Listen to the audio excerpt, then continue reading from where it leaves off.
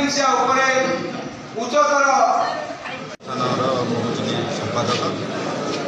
आज ये जो कार्यक्रम आम बर्तमान आयोजन करा हूँ विश्व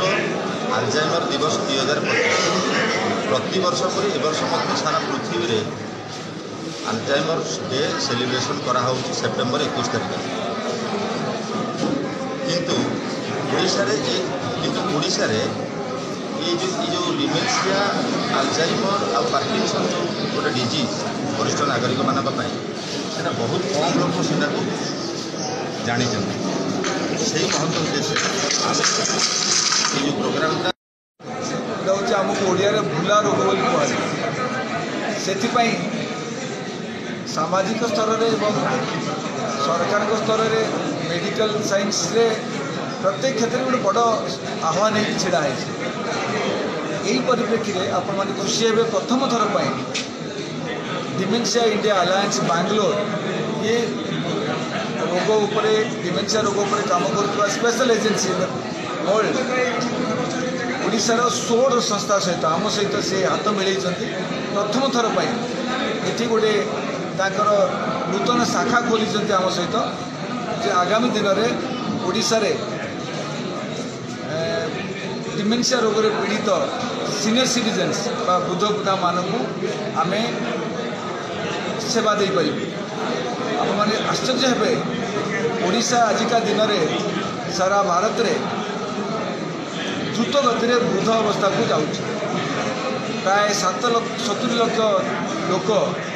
बुढ़ा बुढ़ी अच्छा से अधिका रोच बुढ़ी मान जीरियाटिक हेल्थ आउ डिमेंशिया भाया मारात्मक रोग रे प्राय 89%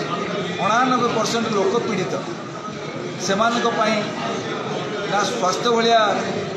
मिनिमम सुविधा अच्छी जेहेतु अधिका लोक रोच ग्रामांचल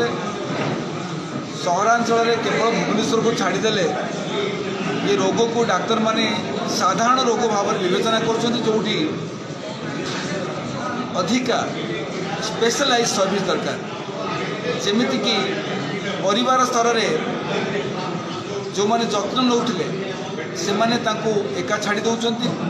निर्यातना भी दौरान आ जो रोग हो जाऊँगी सी आउ कौटी जापार ओडिशा रे केवल भुवनेश्वर को छाड़ीदे किसी हॉस्पिटल सरकार जो अप्रोच अच्छी जे जिला स्तर में ग्रामांचल में मेडिकल गुड़ी को अपग्रेड करेंगे से भाया स्पेशल केयर हो पारना सोल डिमेंशिया आगामी दिन में ये अभियान हाथ को नहीं जे गाँव रु पंचायत रु ब्लॉक रु जिला स्तर पर्यंत आम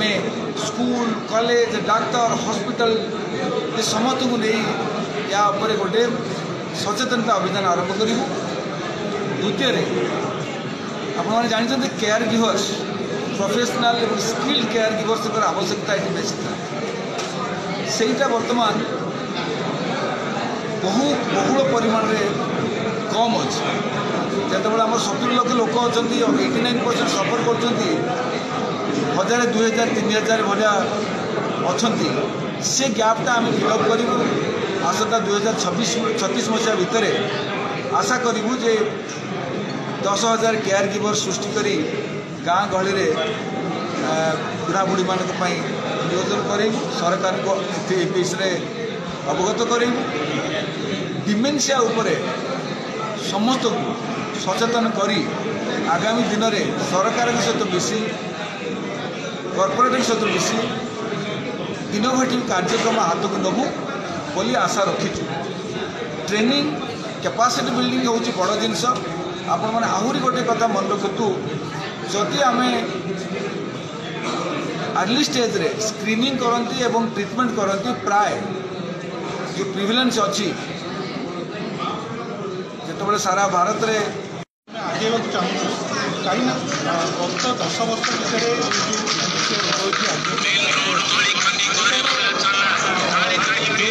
बढ़िवार रेट हो बढ़िवार रेट प्राय 2 गुणा ऊपर को बढ़ी अराउंड 2.7% अधिक रेट्रे से बढ़ुଛି तो एबे जिते आगुरी प्रति वर्ष जिते बाहर से